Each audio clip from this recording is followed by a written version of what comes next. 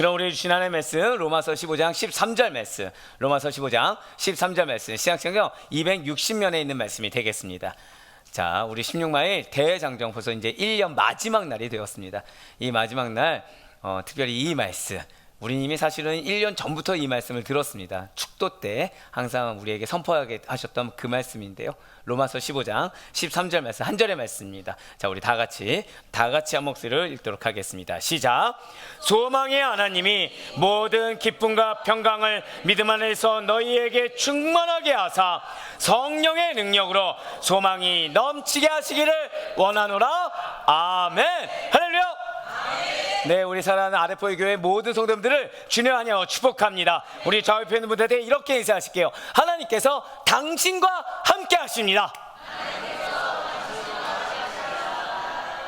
자, 한 번 더 인사하실 때 당신의 하나님은 소망의 하나님이십니다.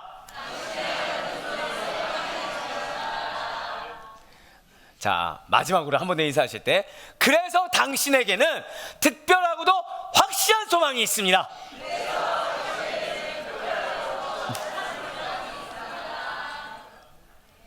어때, 좀 있는 것 같습니까?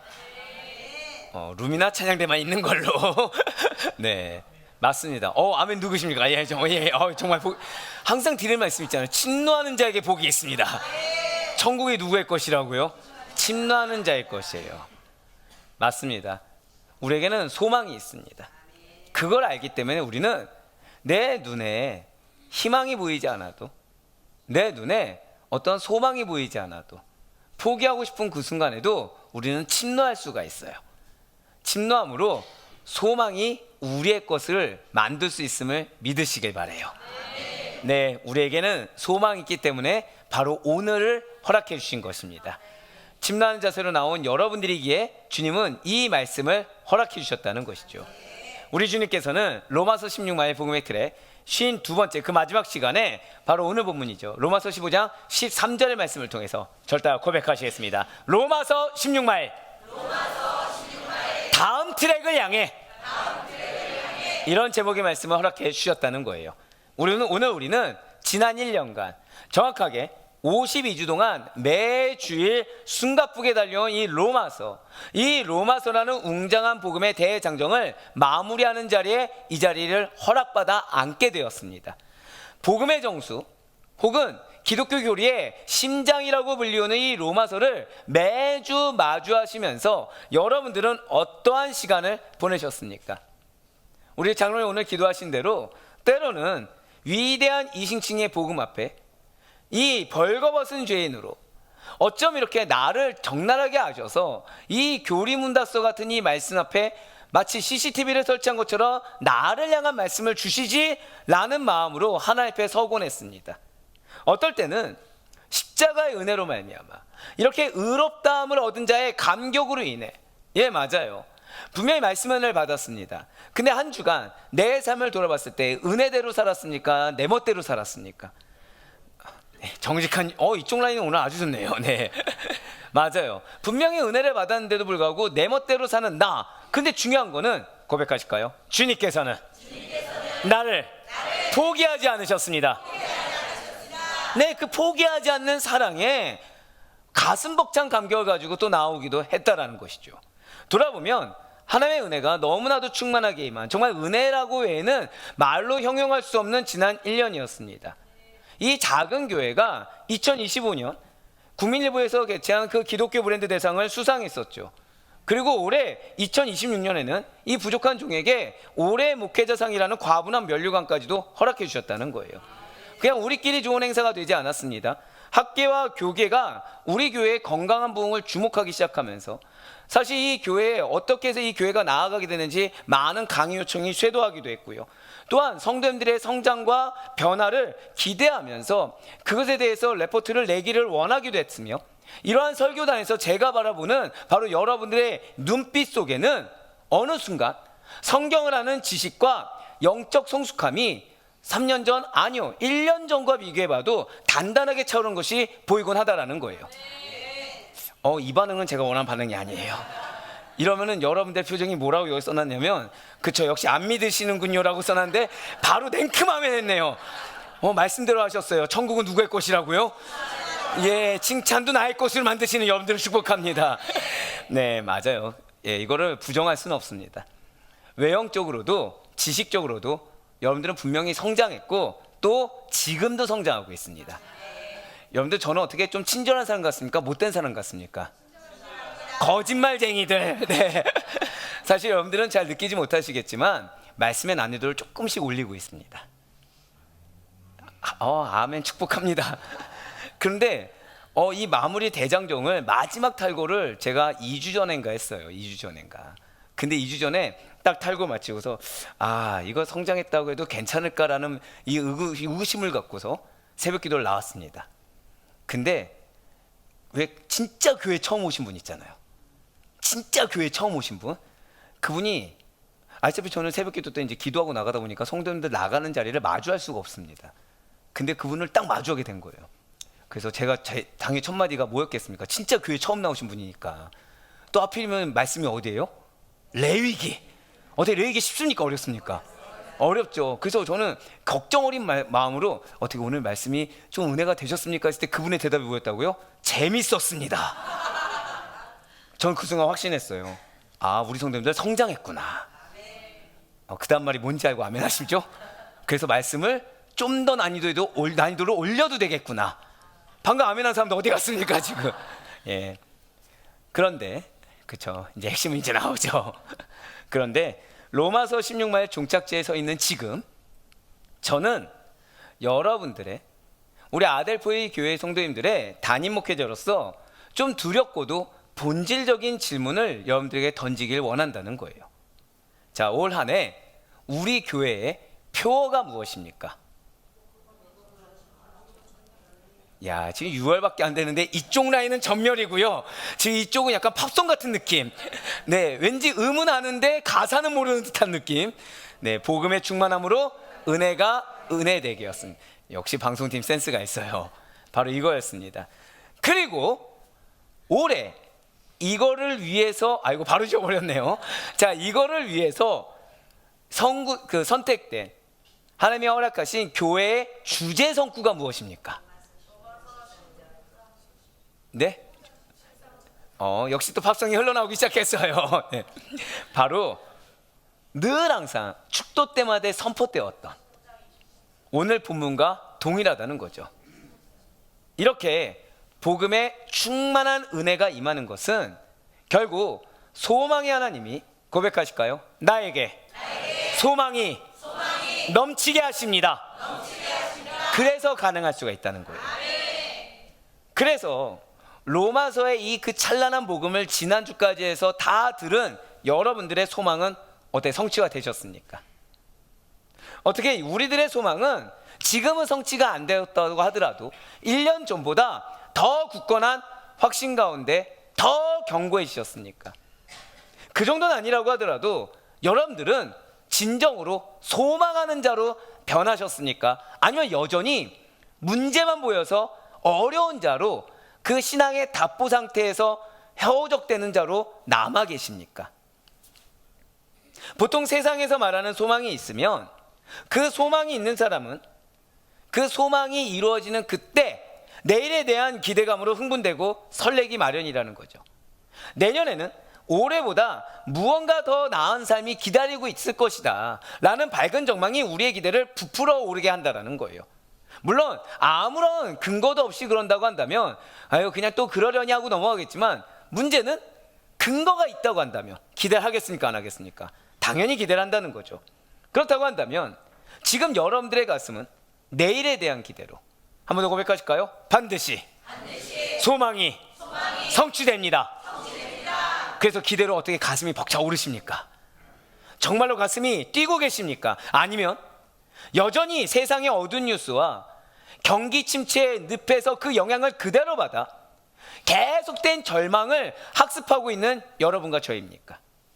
만약에 여러분과 제가 복음을 1년 동안 듣고도 세상과 똑같이, 또는 여러분들의 마음을 어렵게 하는 자들의 그들의 말과 똑같이 낙심하고 있다고 한다면 사실 우리는 무언가 본질을 놓치고 있다는 거죠. 그렇기 때문에 분명히 우리가 잊지 말아야 될 것이 있다는 거예요. 그것은 우리가 일반적으로 생각하는 소망과 성경이 선포하는 소망은 고백하실까요? 근본부터 다릅니다. 근본부터 다르다라는 거예요. 이제 오늘 우리는 로마서를 마무리하고 다음 트랙인 요한복음으로 넘어가게 될 것입니다. 광고에서 계속 나오지만 예수 IM이라는 타이틀을 가지고 우리는 이 요한복음을 통해서 예수님을 더 깊이 있게 만나게 될 거예요. 바로 그 직전에 놓인 우리 교회와 우리 성도님들에게 지금 하나님께서는 마지막 권면과 은혜의 실체를 주기를 원하신다라는 것이죠. 그러니 오늘 말씀을 통해서 한 번 더 고백하실까요? 나를 향한 말씀입니다. 예, 맞습니다. 걱정 가운데 있는 여러분들, 분명 은혜를 받는다고 하면서 그걸 정작 내 삶 가운데 누리지 못하는 우리들, 그래서 답답해하는 우리들, 뭔가 소망의 길을 가길 원하는 우리들, 뭔가 타겟책을, 그 해결의 문을 열길 원하는 우리들을 향한 하나님의 선하시고도 온전하시며 풍성하신 뜻이 성취되는 은혜가 되기를 간절히 소망합니다. 자, 먼저 오늘 본문인 로마서 15장 13절 말씀을 한번 먼저 보도록 하시겠습니다. 소망의 하나님이 모든 기쁨과 평강을 믿음 안에서 너에게 충만하게 하사 성령의 능력으로 소망이 넘치게 하시기를 원하노라. 아멘. 절 따라 고백하시겠습니다. 소망은 오직 하나님께로부터 오는 것입니다. 그렇습니다. 지금 사도 바울은 그래서 본론의 최종 결론을 맺으면서 하나님을 어떤 하나님으로 명명하고 있습니까? 소망의 하나님으로 명명하고 있어요. 자, 먼저 우리가 로마서 배경을 복귀할 필요가 있습니다. 이제 여러분들 거의 공식처럼 아실 것 같은데요, 로마 교회는 지금 어떤 상태입니까? 분열 상태죠. 아, 정말 이럴 때 굉장히 뿌듯합니다. 이럴 때 굉장히 뿌듯해요.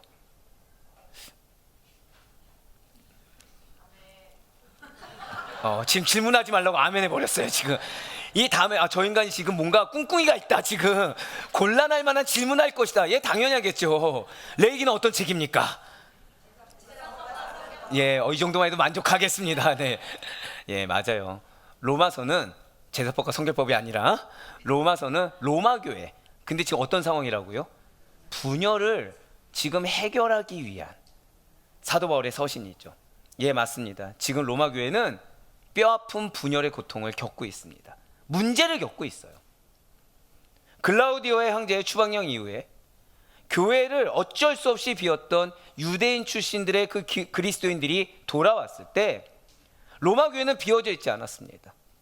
그 교회에 다른 이방인 출신 그리스도인들이 이미 교회의 주류를 이루고 있더라는 거죠. 그래서 딱 왔을 때 화합하면 참 좋겠지만 안타깝게도 보이지 않는 거대한 장벽과 갈등이 존재하더라는 거예요. 문화가 달라요. 율법에 대한 시각이 다릅니다. 그동안 살아온 라이프 스타일이 다르다 보니까 바라보는 관점이 달라요. 우리는 다음 달에 결혼하는 두 커플이 있습니다. 어때, 축복하고 계십니까? 네, 아직 광고가 안 나왔죠. 예, 생각 같아서 지금부터 막 빵빵 해드리고 싶은데, 제가 근데 기도하는 것 중에 하나가 바로 이거예요. 예, 싸울 일이 존재합니까, 안 존재합니까? 뭐 축복한다면서요. 갑자기 왜 곳곳마다 싸울 일이 존재한다고 지금 그렇습니까? 네. 근데 왜 싸우죠? 살아온 삶이 다르거든요. 가치관이 다르거든요. 고백하실까요? 주 안에서 하나 되게 하소서. 그거 기도해 주는 겁니다. 주 안에서 하나 되게 해달라고. 그래서 주님이 주시는 은혜와 평강을 누리게 해달라고. 그래서 그 가정이 한 번 더 고백하실까요? 믿음의 가정으로 본이 되게 하소서. 바로 그렇습니다.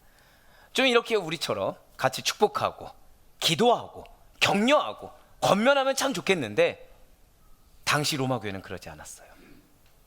서로를 판단하고 정죄하던 인간적인 계산으로, 인간적인 생각으로는 도무지 답이 보이지 않았던 소망 없는 공동체가 바로 로마 교회였다는 거죠.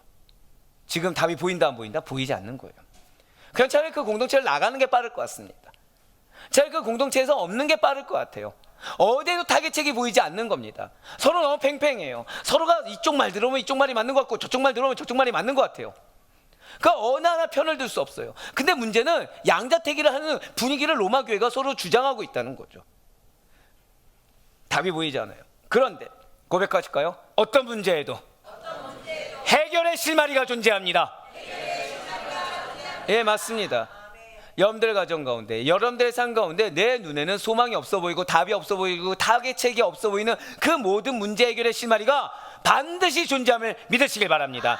맞습니다. 그 깊은 분열과 절망의 틈바구니 속에서 소망이라고는 전혀 보이지 않던 그 환경 속에서 해결의 실마리가 있었다는 거예요. 그 해결의 실마리가 어디서부터 시작되었습니까? 인간의 세련된 중재안, 그 능수능란 타협안 아니었어요. 하나님의 신실한 종 사도 바울의, 한 번 더 고백하실까요? 주님께서는 우리 가정을 사랑하십니다. 그래서 나를 신실하게 훈련시키십니다. 이걸 잊지 마시길 바래요. 여러분들의 가정을 위해, 여러분들이 사랑하는 그 영혼을 위해 먼저 여러분들을 신실하게 훈련하고 양육하고 계시는 하나님의 사랑을 경험하게 간절히 소망합니다. 왜요? 지금 신실한 종 사도 바울의 다른 것이 아니었어요. 두박하고도 순전한 편지, 즉 복음의 선포로부터 해결의 실마리가 시작되었다는 것이죠. 자, 복음의 편지에서 시작한 겁니까? 신실함에서 시작한 겁니까? 신실하기 때문에 진정성 있게 편지를 쓸 수 있었고, 신실하기 때문에 목숨 다 바쳐서 말씀을 전할 수가 있었다는 거예요. 그렇습니다. 인간이 소망을 가질 만한 환경을 막 기적처럼 만들어내서 내가 말하는 대로 뭔가 영혼이 변화되고 내가 말하는 대로 환경이 갑자기 급변해져서 소망이 생긴 것이 결코 아니라는 거예요. 한번 저를 따라 고백하실까요? 나에게는 능력이 없습니다. 맞아요. 아무런 소망도 아무런 가능성도 없는 그 인생들의 수렁 속에 하나님께서 스스로 찾아와 주셨기 때문에 소망이 생긴 것입니다. 잊지 마세요. 우리는 때로 우리 가정 가운데, 내 삶 가운데 뭔가 문제가 생기면 주님 왜요라고 합니다. 주님 내가 뭘 잘못해서 문제 생겼냐고 합니다. 근데 원래 우리 인생은 수렁이었습니다. 원래 우리 인생은 죄된 인생이었어요. 그런데 고백하실까요? 하나님께서 직접 찾아와 주셨습니다. 하나님께서 찾아와 주셨기 때문에 은혜를 누리는 자가 된 거고, 평강을 누리는 자가 된 거고, 감사를 누리는 자가 된 거지, 원래 우리는 문제투성이 인생이었어요. 자, 여러분들 그런 경험 있으시죠? 친척이나 주변 사람 중에 뭔가 문제가 계속 터지는 거예요. 문제가 계속 터지는 거예요. 그럼 여러분들 뭐라고 말씀하십니까? 1번, 내 일이 아니까 가만히 있는다. 2번, 내 가족이니까 권면을 한다. 축복을 한다. 정답은 뭐죠? 3번. 그냥 기도할게라고 형식상 얘기한다. 자, 우리는 보통 가만히 있지 못합니다. 왜죠? 내 가족의 일이잖아요. 질문이 잘못됐네요. 자녀에게 문제가 생겼습니다. 근데 자녀가 믿음이 하나도 없는 거예요. 근데 문제가 생겼어요. 그럼 여러분들 뭐라고 하십니까? 대부분 저에 대한 신뢰가 전혀 없군요. 네, 보통 뭐라고 하죠? 교회를 한번 나가보자. 예수님을 믿어보자. 이제서야 아멘이 나오네요. 하필 설교가 인간에겐 소망이 없고 예수님께만 소망이 있다는 거라서 저한테 소망을 두지 말라고 얘기를 해야 되네요, 제가. 맞아요. 우리는 보통 그러면은 문제가 생기면 기도를 해주겠다.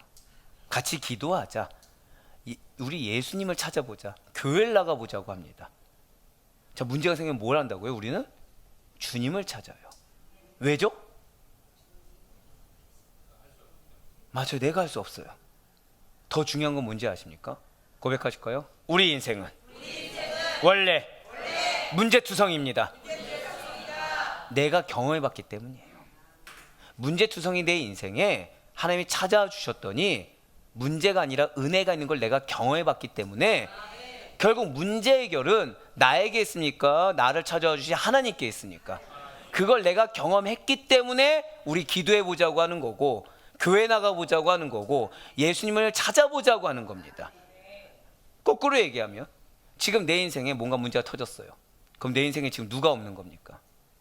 믿음이 없는 거죠.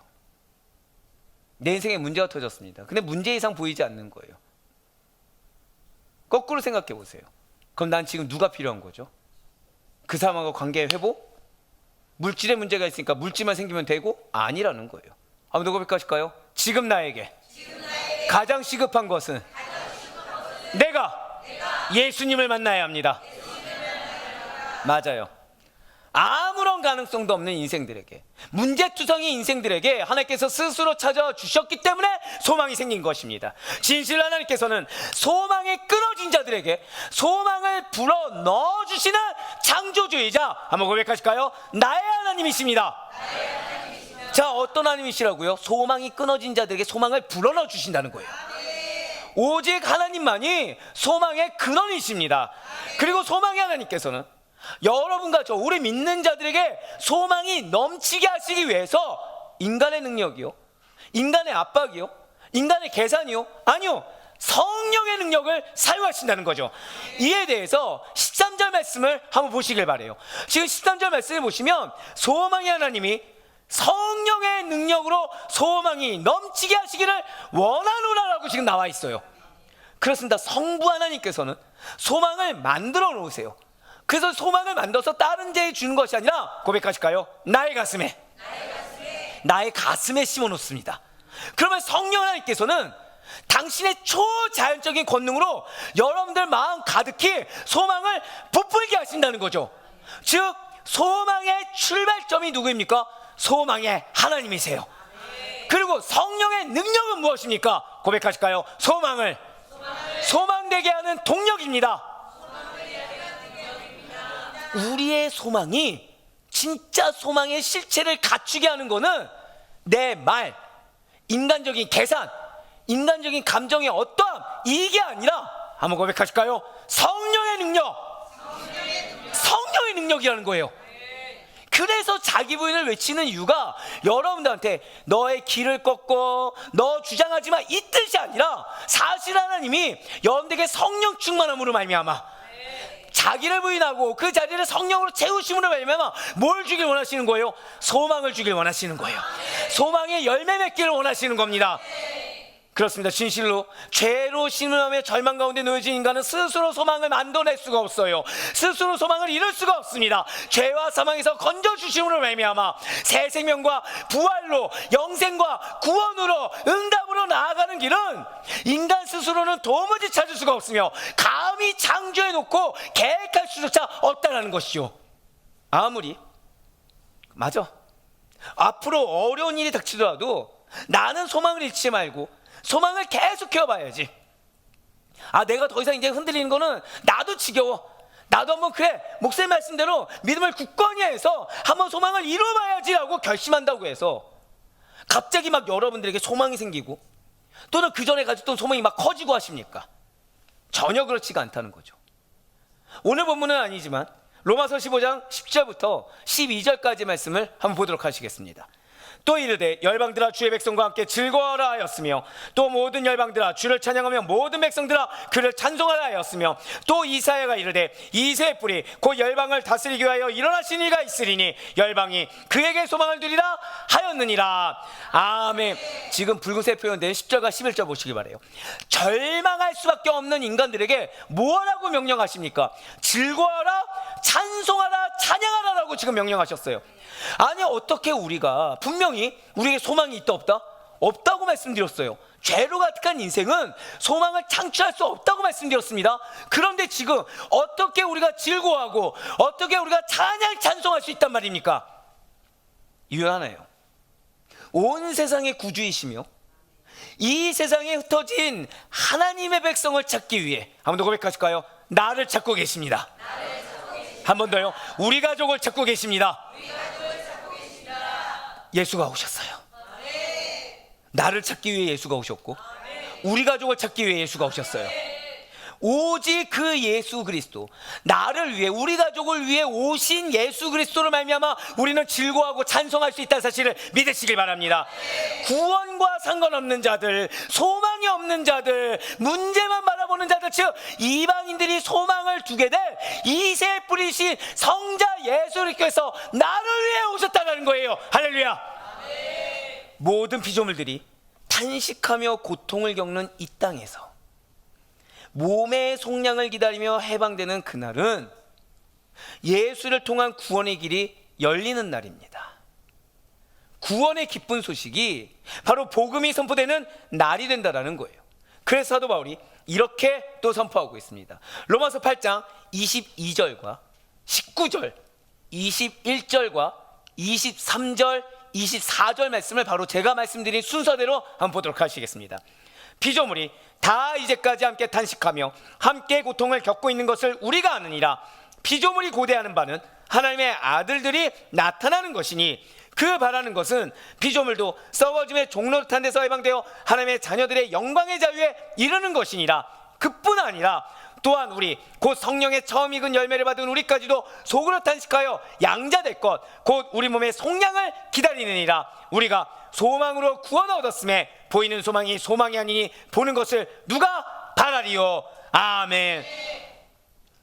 어떻게 지금 묶었는지 보이시죠? 자, 지금 로마서 8장 22절에서 노란색으로 표현된 피조물이 탄식하며 고통을 겪고 있다라는 것은 우리 모든 인간을 포함한 모든 피조물들이 겪는 실존적인 슬픔과 고통을 이야기합니다. 그렇습니다. 분명 좋은 세상과 그리고 좋은 공동체를 만들고자 하고 행복을 꿈꿉니다. 우리가 가정을 꾸리면서 나는 불행해지기 위해서 가정을 꾸린다는 사람은 단 한 명도 없을 것입니다. 행복하기 위해서. 정말 우리 가정은 다른 가정을 이루기 위해서. 하지만 결코 이룰 수 없는 한계와 연약함에 봉착하는 것, 그런 의지를 갖고 나아가지만 문제에 맞닥뜨려집니까? 아니면 문제가 하나도 없이 형통해집니까? 문제를 맞닥뜨리는 것이 피조물이라는 거예요. 그런 피조물들은 결국에는 눈물을 흘리며 쓰라린 통증과 아픔으로 신음하며 살아간다는 거죠. 이렇게 불쌍한 피조물들이 바라는 게 바로 세 가지라는 겁니다. 로마서 8장 19절과 21절, 23절에 붉은색으로 표현된 것이 바로 그거예요. 순서대로 보시면 예수님의 나타나심이 있습니다. 그리고 자녀가 되는 영광과 자유를 누리는 것이 그렇습니다. 그리고 몸의 속량이 바로 피조물들이 바라는 것이라는 거예요. 그렇습니다. 진실로 피조물들은 하나님의 아들이 예수 그리스도께서 나타나기를 바랍니다. 우리도 지금 원하고 있죠. 우리 가정에 누가 역사하기를 원하십니까? 한 명만. 다시요. 우리 가정에 사탄이 역사했으면 좋겠습니까? 하나님이 역사했으면 좋겠습니까? 예, 우리 가정에 뭐 만몬신이 역사했으면 좋겠습니까? 예수님이 역사했으면 좋겠습니까? 예, 맞아요. 근데 왜죠? 왜 하나님이 역사하길 바라십니까? 예수로 인해 썩어짐의 종로릇하는 신세에서 벗어나 하나님의 자녀라는 영광스러운 지위와 은혜와 자유를 만끽하기 위해서라는 거예요. 내가 예수 왜 만나고 싶죠? 예수님만을 만나는 자만이 누릴 수 있는 은혜가 내 것이 되기 위함입니다. 예수님을 만난 자만이 누릴 수 있는 하나님의 자녀의 특권을 누리기 위해서라는 거예요. 마침내 종말의 날 완전한 몸의 구속을 받아 부활체를 입고 하늘로 올라가 저 천성에서 하나님의 양자로 우리 신앙생활을 왜 하죠? 천국이 내 것이 되기 위함입니다. 우리 신앙생활을 왜 하죠? 저 천성에서 너가 나더러 주여 주여 했지만 난 너를 알지 못한다는 소리를 듣는 것이 아니라 너가 진정으로 내가 사랑하는 내 자녀요 내 귀한 자녀이자 청직이었다는 칭찬을 받기 위해서입니다. 예, 맞아요. 저 천성에서 하나님의 양자로 하나님의 자녀로 영원히 살아갈 것을 바라고 있다는 것이죠. 바로 이것입니다. 성경에서 말하고 있는 피조물의 소망이라는 것은 한시적이고 찰나적인 세속적인 소망만이 아니라는 거예요. 인간이 가진 헛된 기대나 두려운 예상 정도가 아니라는 것이죠. 항상 좋은 것에 대한 기대가 우리의 소망입니다. 그 소망은 예수 그리스도의 구속사역으로 이미 성취되었으며 반드시 이루게 될 그리스도의 재림을 바라보는 종말론적인 성격을 지니고 있는 것입니다. 안타깝게도 이 땅의 것만을 소망으로 삼는 자들에게는 이 예수가 헛것으로 여겨지기 때문에 이 복음의 가치를 모르고 이 복음의 능력을 모르고 복음을 한사코 거절해요. 그러나 이렇게 예수가 아닌 다른 것에 소망을 두는 자들은 한 사람의 예외 없이 모두가 절망하게 된다는 거죠. 모두가 낙심하게 됩니다. 모두가 슬피며 이를 갈게 돼요. 그렇다면 예수가 없어서 복음을 놓치고 죄와 절망과 문제의 자리에 갇혀있는 자들만 불쌍한 것입니까? 아니라는 거예요. 예수를 믿는다고 하면서도 겨우 이 땅의 것만을 소망하는 자 역시도 불쌍한 자들이라는 거죠. 이에 대해 사도 바울이 이렇게 증거하고 있습니다. 고린도전서 15장 19절 말씀 보도록 하겠습니다. 만일 그리스도 안에서 우리가 말하는 것이 다만 이 세상의 삶뿐이면 모든 사람 가운데 우리가 더욱 불쌍한 자이리라. 아멘. 그렇습니다. 오늘 본문의 로마 교회 역시 마찬가지라는 거죠. 지금 사도 바울의 시각으로 보면 이 로마 교회는 주님의 몸된 교회예요. 주님께서 영광 가운데 임재하시는 교회가 아니라 매우 불쌍한 처지에 놓인 교회였다는 거예요. 그래서 사도 바울은 이 로마 교회가, 잘 들으시기 바라요, 유대인 그리스도인과 이방인 그리스도인 사이의 갈등과 분열로 인해서 나는 상처받았어. 난 마음이 너무 어려워. 난 너로 인해 신앙생활 제대로 하기가 힘들어. 너 때문에 고통스러워. 라는 탄식만 하지 말고 예수 그리스도의 복음을 믿고 진정한 자유를 누리라 라고 권면하고 있다는 거예요. 무엇이라고요? 문제로 인해서, 어려움으로 인해서, 그 상실감으로 인해서 탄식만 하지 말고, 속상해만 하지 말고, 분노만 내지 말고 그 시간에 고백하실까요? 제대로 믿고 자유를 누려야 합니다. 그 얘기예요. 이미 우리는 금요철야 기도학교 때 말씀을 통해서 은혜를 받았어요. 그 은혜 중에 이런 말씀이 있죠. 힘을 빼지 않아둘 때 빼지 말라. 힘을 쏟아야 될 때 쏟으라. 바로 그거예요. 탄식만 하느라 너가 지금 은혜를 누려야 될 시간을 낭비하지 말고 지금 제대로 차라리 복음을 믿고 진정한 자유를 누려야 된다는 거예요. 로마서 15장 13절과 12절 말씀 보도록 하시겠습니다. 소망의 하나님이 모든 기쁨과 평강을 믿음 안에서 너희에게 충만하게 하사 성령의 능력으로 소망이 넘치게 하시기를 원하노라. 또 이사야가 이르되 이새의 뿌리 곧 열방을 다스리기 위하여 일어나시는 이가 있으리니 열방이 그에게 소망을 두리라 하였느니라. 아멘. 이 순서 그대로예요. 소망의 하나님께서 성령의 능력으로 소망이 넘치게 하실 것입니다. 믿으십니까? 근데 그러기 위해서는 어디에다 소망을 두어야 된다고요? 오직 이새의 뿌리이신 예수 그리스도께 소망을 두어야 된다는 것입니다. 왜냐하면 소망의 주체가 되시는 하나님으로부터 출발한 소망은 오직 예수 그리스도를 믿는 믿음이라는 통로를 통해서만이 성령의 능력을 받아 그 소망이 넘치게 할 수가 있기 때문이라는 거예요. 고백하실까요? 통로는 오직 예수입니다. 잊지 마세요. 하나님이 여러분들에게 자기 부인을 요구하십니다. 자기 십자가를 질 걸 요구하십니다. 왜라고요? 여러분들에게 능력을 주기 위함이에요. 성령의 능력을 주기 위함입니다. 그 성령의 능력을 통해 소망을 그냥 하나 이루어주겠다가 아니라 고백하실까요? 내가 누려야 할 것은 넘치는 소망입니다.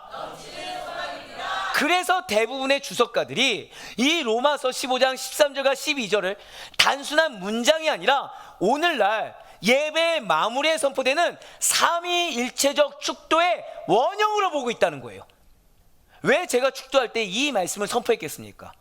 바로 이 이유 때문이에요. 삼위일체적 축도의 원형이 바로 이 구절들이기 때문이라는 거죠. 무슨 뜻입니까? 지금 사도 바울은 자, 소망이 보인다 안 보인다? 안 보여요. 문제 결정 보인다 안 보인다? 안 보여요. 어디서부터 실타를 풀어야 될지 모르겠어요. 양쪽이 너무 팽팽한 겁니다. 마음을 닫아놨어요. 대화가 안 돼요. 교회를 분열시키는 것 외에는 답이 없을 것 같아요. 그런데 갈등과 분열로 지친 로마 교회를 향해 지금 삼위 하나님께서 직접 부여하시는, 고백하실까요? 초자연적인 소망. 그거를 소유하라고 축원한 겁니다. 그걸 소유하라고 축복을 내린 거예요. 여러분들, 제가 축도에 대해서 한번 말씀드렸죠. 축도가 무엇이라 말씀드렸습니까? 예배 마무리로 끝난다고 했나요? 아니라고 했나요? 아니라고 그랬죠. 예배 마무리를 더해서 예배 모든 축복을 응축하는 거에 더해서 무엇까지 있다고요? 파송의 개념까지 있다고 했습니다.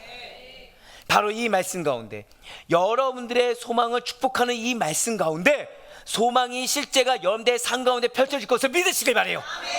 그러니 우리가 소망이 넘치는 이 은혜의 삶을 살아내기 위해서 무엇을 강구해야 되겠습니까?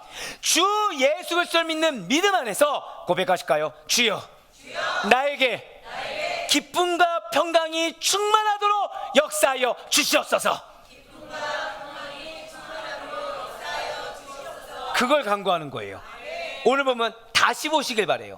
지금 13절 말씀을 다시 보시면 모든 기쁨과 평강을 믿음 안에서 너에게 충만하게 하사라고 되어 있어요. 이렇게 소망의 하나님이 주 예수 그리스도만을 믿는 믿음을 통해 성령의 능력으로 소망이 넘치게 하실 때 과정이 하나 들어있다는 거죠. 과정이. 한번 저 따라 고백하실까요? 믿음 안에서. 바로 그거예요.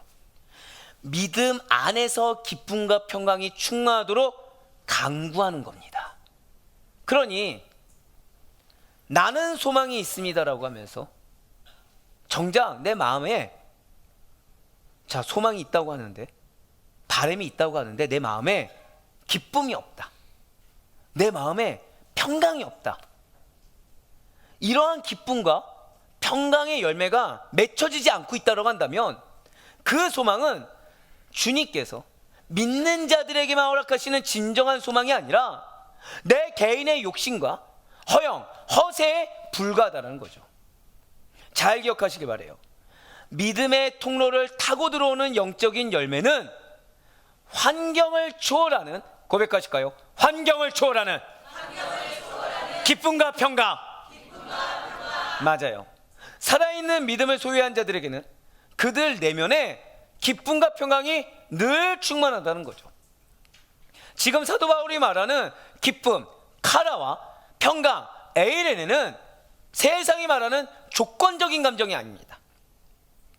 주님께서 이걸 이렇게 응답해 주면은 기쁨이 좀 많이 샘솟고, 주님께서 이걸 응답하지 않고 무언가 또 문제가 발생하면 평강이 흐트러지는 그런 계제의 것이 아니라는 거죠. 이 기쁨과 평강, 이 카라와 에이레네는 요한복음 15장 12절에서 주님께서 말씀하신 예수 그리스도의 기쁨이고, 요한복음 14장 27절에서 약속하신 세상이 줄 수도 없고 세상이 알 수도 없는 하늘의 평화라는 거예요. 그러니 고백하실까요? 조건부의 세상의 논리, 거기에 속으면 안 된다는 거예요.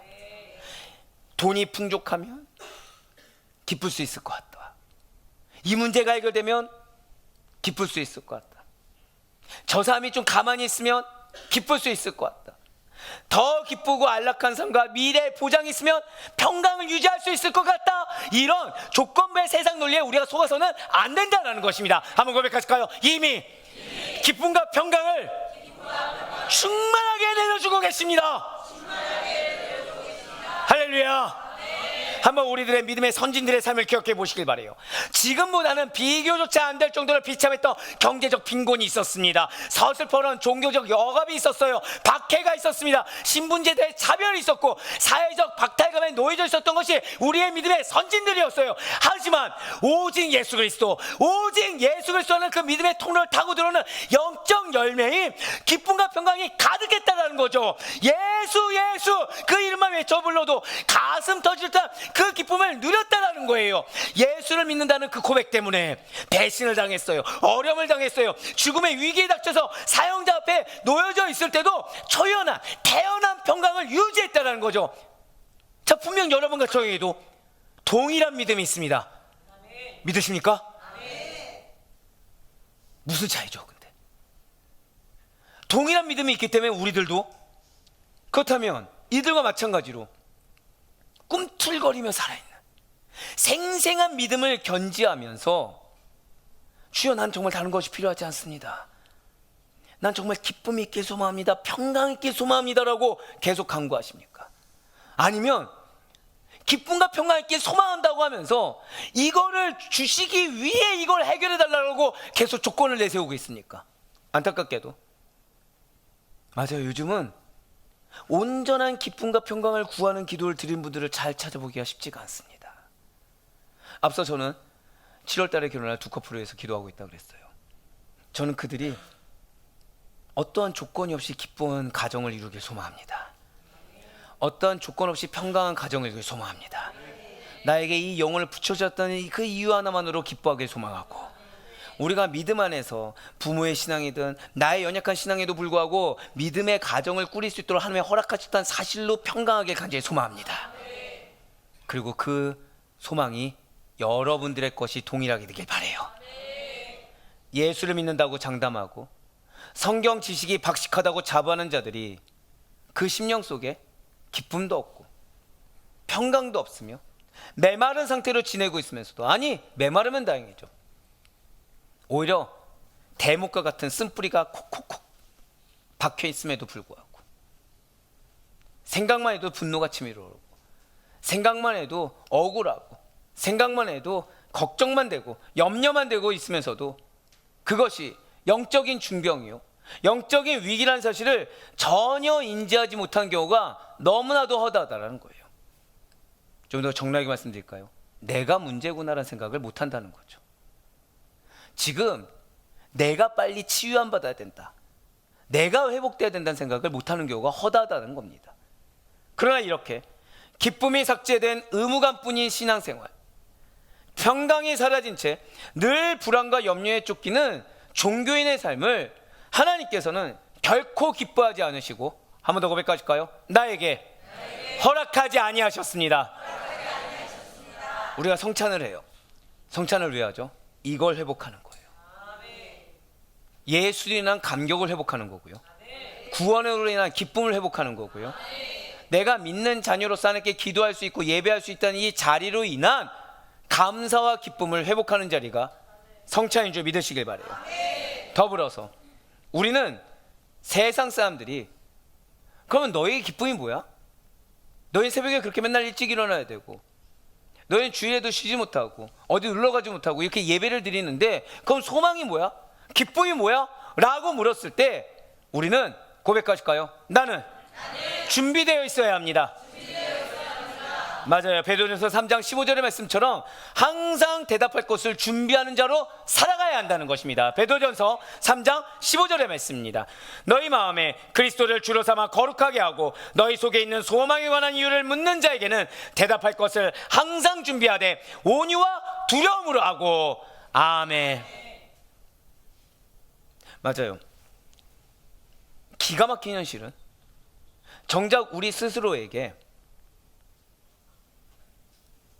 왜 이렇게 평안합니까? 당신의 소망의 이유가 무엇입니까? 아니, 예수 믿으면 뭐가 좋습니까? 그렇게 열심을 다하는 이유가 무엇입니까? 라고 물었을 때 내놓을 대답이 별로 없다는 거예요.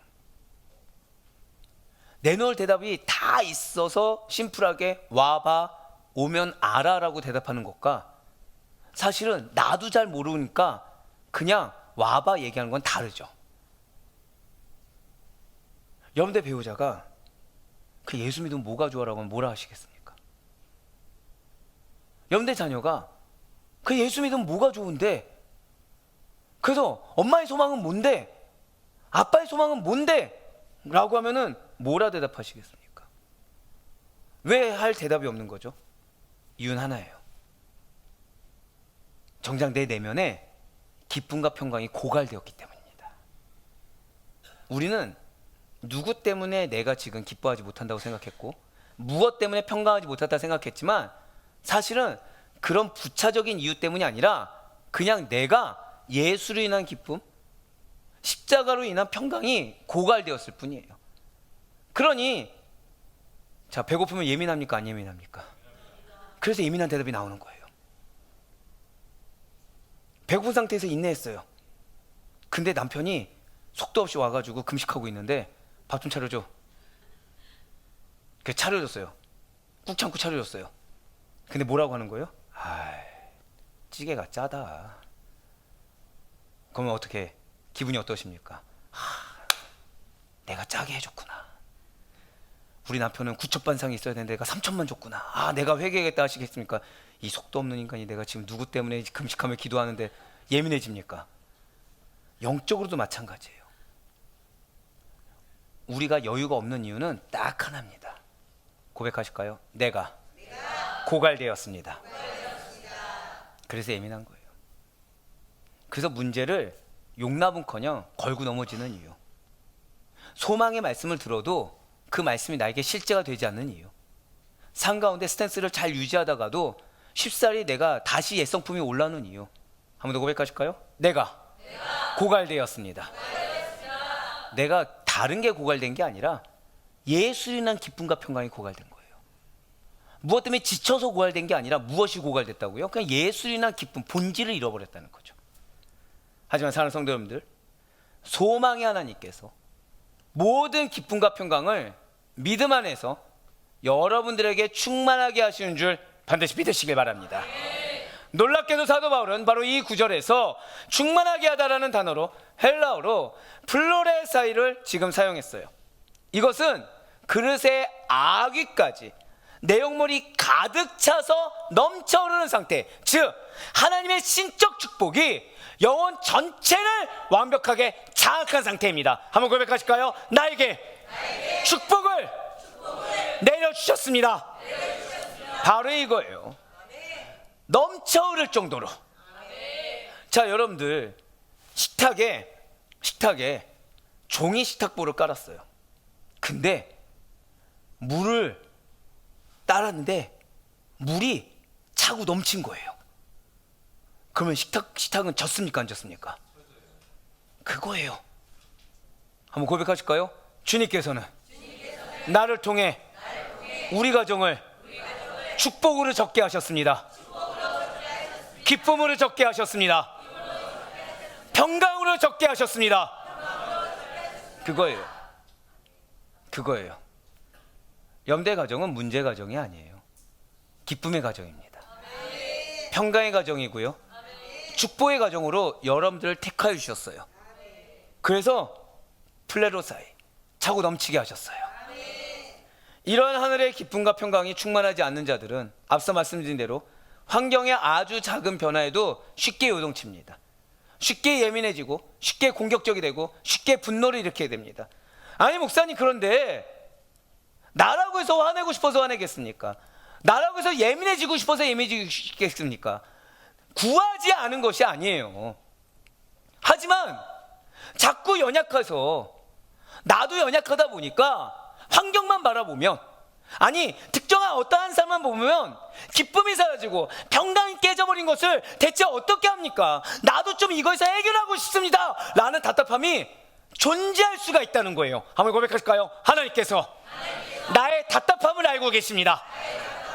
예, 맞아요. 존재할 수 있다는 거죠. 그래서 사도 바울은 믿음 안에서 기쁨과 평강이 넘치도록 간구하되 이 모든 것이 고백하시게 해요. 성령 안에서. 맞아요. 성령 안에서 가능하게 된다는 것을 알려주고 있다는 것입니다.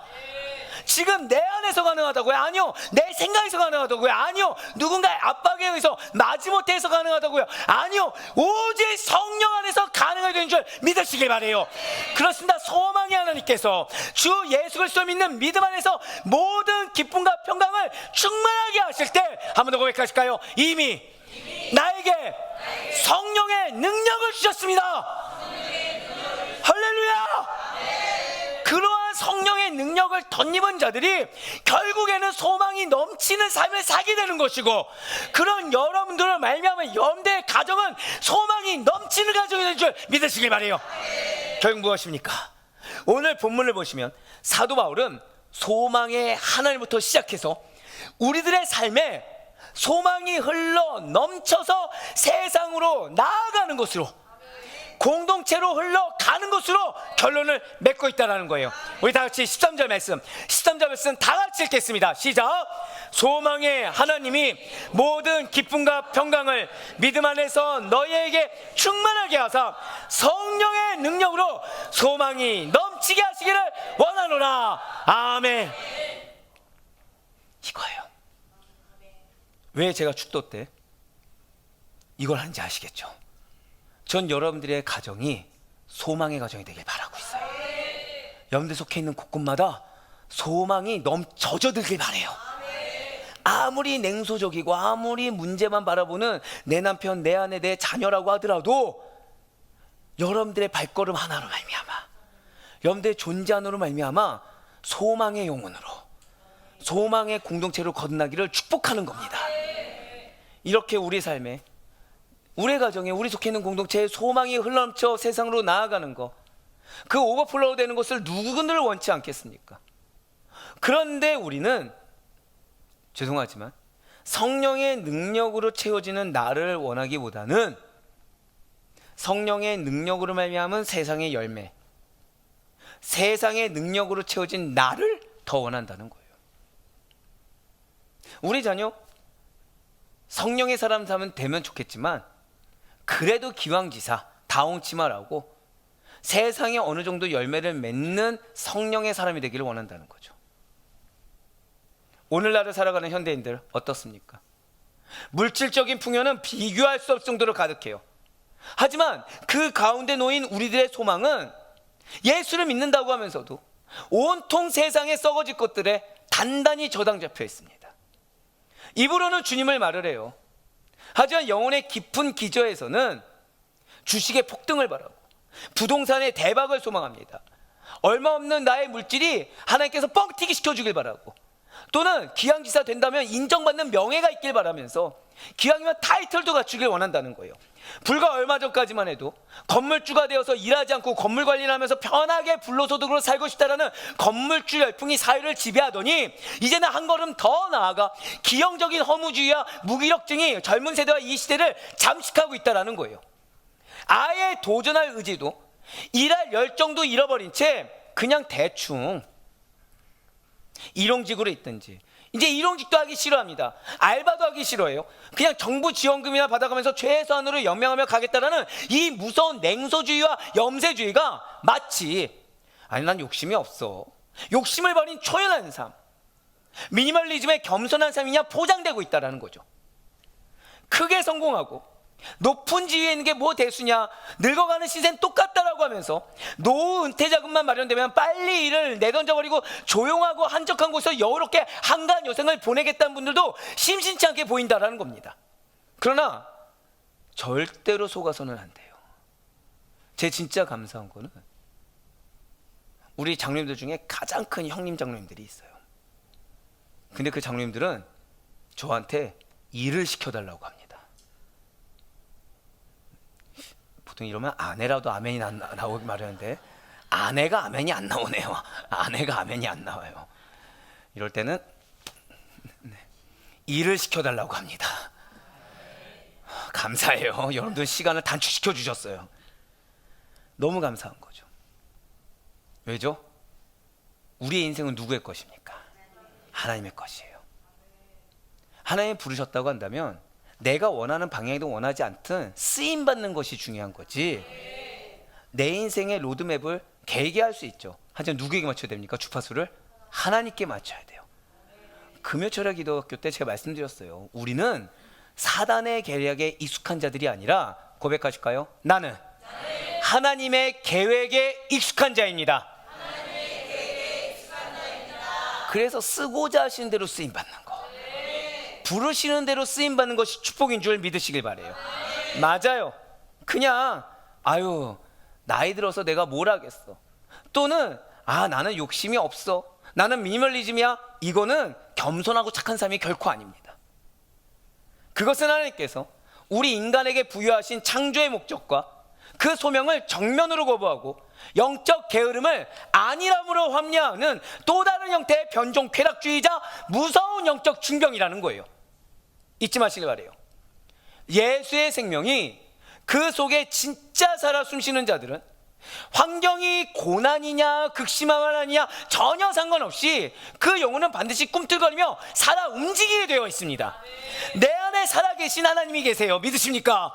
그래서 그 하나님을 어떻게든 증거하고 나타내야 하기 때문에, 아니 정확히는 기대가 되는 거죠.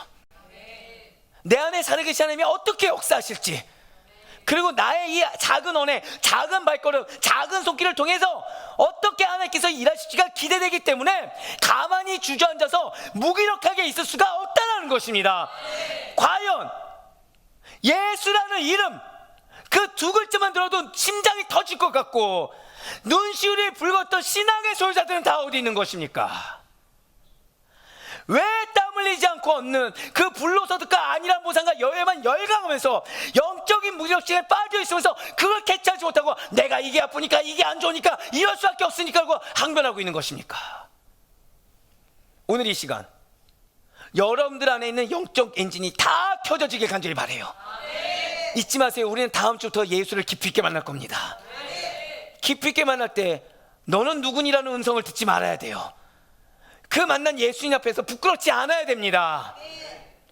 그 예수님이 내가 너를 기다렸다고 얘기하셔야 되고, 그 예수님이 너 같은 뜨거운 열정의 소자를 내가 너를 사랑하길 원한다고 들을 수 있어야 돼요.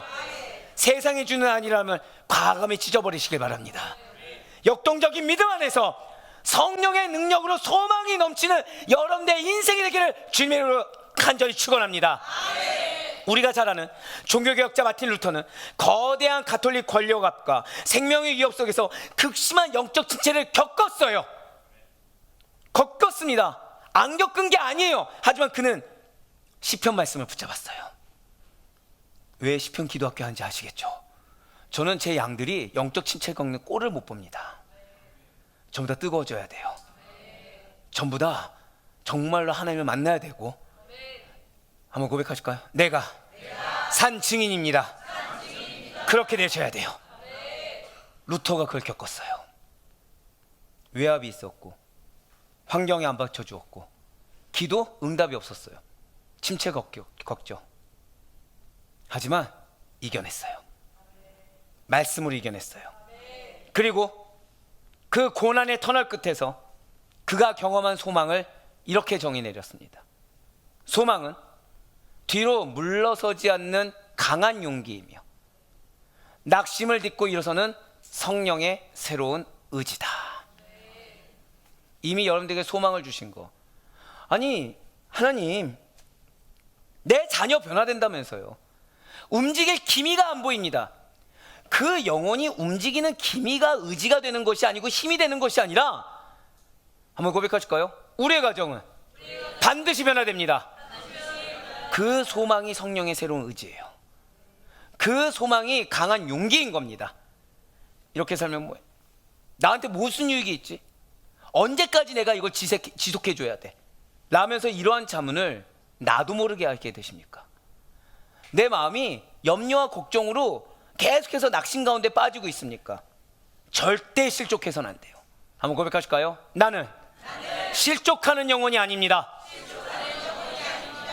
맞아요. 때로 낙심하고 때로 힘들어 지친 우리 그리스도인들에게는 비할 데 없는 소망이 있다는 사실을 잊지 마시길 바랍니다.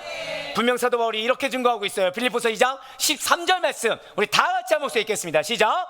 너희 안에서 행하신 이는 하나님이시니 자기의 기쁘신 뜻을 위하여 너희에게 소원을 두고 행하게 하시나니. 아멘. 자, 옆에 있는 분들을 축복하면서 이렇게 기도하세요. 하나님께서 당신에게 소원을 두셨습니다.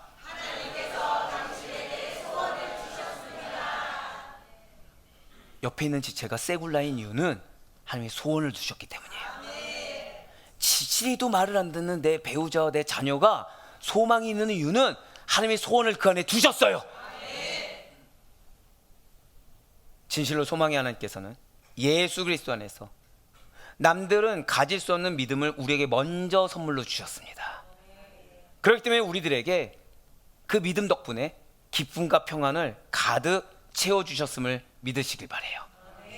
초자연적인 성령의 능력을 공급하여 주시사 소망이 넘치게 하실 것입니다. 그동안 우리가 실패한 건 당연해요. 왜요? 성령의 능력을 의지한 것이 아니라 성령의 능력을 의지한다고 하면서 내 생각을 의지하고 있었거든요. 내 감정을 의지하고 있었거든요. 내 계획을 의지하고 있었거든요. 때로 경험해 보셨죠? 앞에 있는 영혼이 세굴라라고 주구장창 들었어요. 목회자 한 명한테 들었습니까? 두 명한테 들었습니까? 네, 고개 숙인 구분하고 같이 얘기했죠 지금. 네. 그런데 그 영혼 보면 세굴라로 보입니까 안 보입니까? 안 보이는 거예요. 당연하죠. 내 눈으로 봤거든요. 성령의 눈으로 봐야 되거든요. 성령의 마음으로 열어야 되고 성령의 언어로 해야 되거든요. 근데 세굴라로 보이지 않다 보니까 툭 튀어나오는 말을 내뱉으신 적이 있습니까 없습니까? 있죠. 근데 아까 그 말은 날카롭게 나갈 수밖에 없다고 말씀을 드렸습니다. 왜라고요? 내가 고갈됐기 때문에. 뭘로 채워야 된다고요? 성령의 능력으로 채우세요. 말씀으로 채우세요. 그래야 염대 언어가 성령의 언어가 되었을 때 그 영혼이 세굴라가 된 것을, 소망의 열매가 됨을 봄을 확신하시길 바랍니다. 누구든지 예수가 아닌 것에 소망을 두는 자들은 끝내 절망하게 됩니다. 하지만 예수 안에 소망을 두는 이들은 결코 실망하지 않습니다. 결코 낙심하지 않습니다. 고백하실까요? 결코 포기하지 않습니다. 바로 그 예수가 여러분과 함께 하시는 거예요. 마지막 옆에 있는 분한테 이렇게 인사하실게요. 그 예수가 당신과 친밀하게 함께하고 계십니다. 그래서 여러분들에게 소망이 있는 거예요. 그래서 여러분들에게 확실한 소망이 있는 것입니다. 너무나도 사랑하는 우리 아대표의 성도 여러분들, 눈을 들어 영혼을 보시길 바라요. 더 이상 땅을 보면서, 아래 보면서 낙심하고 고개 숙인 자가 아니라 하늘을 보시고 예수를 보시고 소망을 보시길 바랍니다. 우리의 소망은 이 땅에 화려한 포장도로에 있는 것이 아니라 주님께서 예배하신 저 영원한 하나님 나라에 있습니다. 이런 그 어떤 보화보다도 귀하고 가치 있는 영원한 소망을 나도 모르게 속아서 세상의 허무주의와 안일함에 속아 겨우 땅의 흙먼지와 맞붙지 않는 우리가 되시길 바라요. 아니, 무엇보다도 분명히 우리는 내가 선택했음에도 불구하고 지금 주님께서 뭐라고 하셨어요? 속아서 그런 것이다. 속아서 그런 것이라고 포장해 주시는 하나님의 사랑을 좀 느끼시길 바라요. 왜요? 다음 주부터 깊이 있게 만나야 되거든요. 부끄럽지 않게 만나길 원하시거든요. 기쁨과 평강 가운데 만나길 원하시거든요. 우리에게는 이미 가득 채워진 복음의 충만함이 있습니다. 그러니 성령의 능력으로 소망이 넘쳐나는 삶을 향해 이 로마서 16마일을 뛰어넘어 저 영광스러운 다음 트랙인 요한복음을 향해 나아갈 수 있는 여러분과 제가 되길 간절히 소망합니다. 너무나 놀랍게도 이 로마서가 복음이 무엇인가를 설명하고 있다고 한다면, 요한복음은 그 복음의 주인공이 누구인가를 우리에게 이야기해 줍니다. 그래서 우리는 이 예수 그리스도를 깊이 있게 만나게 될 거예요. 지난 1년간 로마서 16마일을 힘차게 함께 걸어가시 우리 성도님들을 축복합니다. 이제 우리는 복음의 주인공 되시는 예수 그리스도를 깊이 있게 만나게 될 겁니다. 더 친밀하게 만나게 될 것이고, 그로 말미암아 우리는 더 깊이 있는 열매를 맺게 될 것입니다. 한층 더 깊이 있는 신앙으로 나아갈 여러분들 축복하시는 하나님을 만나시길 바라요. 그래, 바랄 건 없기는 이 로마서의 웅장한 트랙을 은혜로 마친 뒤에 복음의 주인공 되시는 예수 그리스도를 만나러 가시는 우리 성도님들의 삶 위에 소망의 하나님께서 이미 찾아오셨고, 세상의 그 어떤 절망과 한계도 훨씬 능히 뛰어넘는 성령의 능력과 하늘의 복된 소망을 영원토록 가득 채워주시는 그 은혜를 경험할 수 있기를 주님의 이름으로 간절히 축원합니다.